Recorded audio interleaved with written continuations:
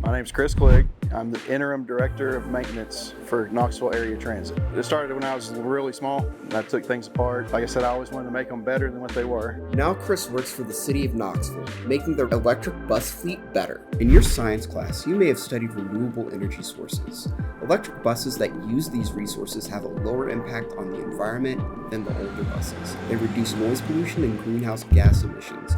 Just like a regular bus, there are technicians, like Chris Clegg, who maintain these vehicles so they can run for years to come. We have software on the computer that you plug into the bus, and then you can diagnose from there to see what your issues could be. Most of the time it works. Sometimes you fix one problem, then you create another problem, but you just keep going through it. Not only are these buses great for the environment, but for the local community as well. Not everyone has means of transportation, so it's to help the community get place to place.